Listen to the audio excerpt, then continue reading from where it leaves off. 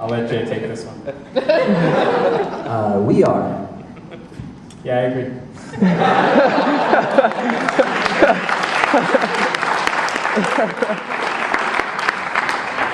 Do you fear death? Why? The only thing I fear about death is my children.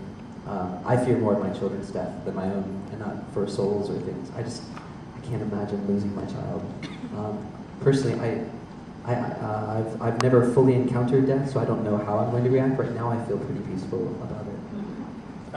Yeah, I don't have kids, so that issue isn't there for me. Do I fear death? I fear like a scary, painful, crazy death, but I'm not going bungee jumping anytime soon. But no, I don't fear death. I mean, I think one of the ways someone addressed it to me that I thought was really cool is, like I mentioned before, you know, were you scared before you were born? Well, no, I wasn't here, and I won't be here. And that's it. I mean, hopefully you live a good life, one that makes you happy and makes other people happy, and that's it. I don't fear it. What does your respective camps atmosphere to someone who changes their mind? Atheist to a Christian, Christian to an atheist? One of the things that I've always loved about conversations like this is I just love somebody that's in the game. You know, that they're talking about these things. That the thing I don't know what to do with is the apathy. Because either God is God or God is not. And if God is God, then all things should go towards that. And if God is not, then we should clarify that. The kind of like, meh thing, I don't know what to do with that.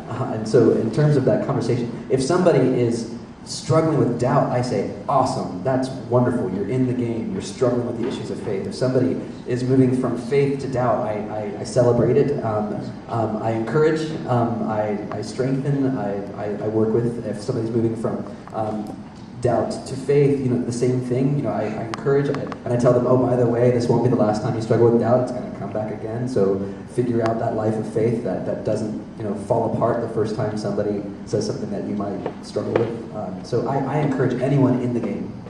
Unfortunately, I can say I don't think atheists take too kindly to people who become religious after they've been an atheist, and I don't know very many.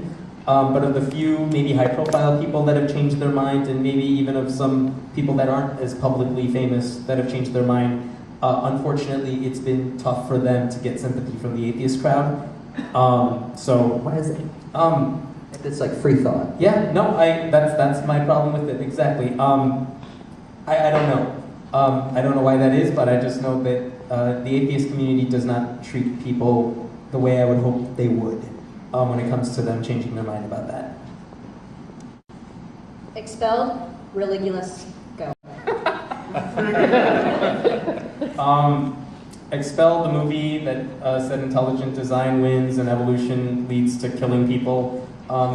Didn't see that movie, don't have any desire to see that movie. I did see Bill Maher's movie Religulous that basically trashes religion. Funny at times because I like Bill Maher. Didn't really see the movie as very helpful to the atheist cause at all. It offended me at times, but at the same time, what I like about Religulous is it's one of the few times that you see someone addressing that viewpoint in a really public setting. I mean, one of the things I really liked he did in the movie is, look, the virgin birth, the great flood, things like that. Those stories were around long before Christianity came around. And you don't hear people talking about that often. The methodology in which they kind of conned people on both sides, both movies conned people into doing interviews and then edited them, you know, specially to make, you know, one side look better than the other. It's not like I'm recommending Religulous to people to say, look, this is what I believe. I wasn't a fan of Religulous, but I didn't think Expelled was, from what I hear, all that great. Last movie I saw was WALL-E.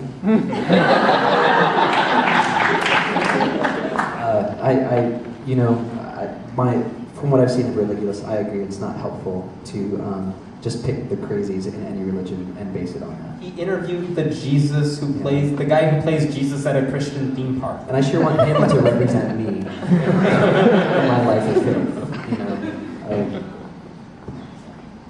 although Saved is awesome. If you're listening to Saved, I like that movie. I like that movie.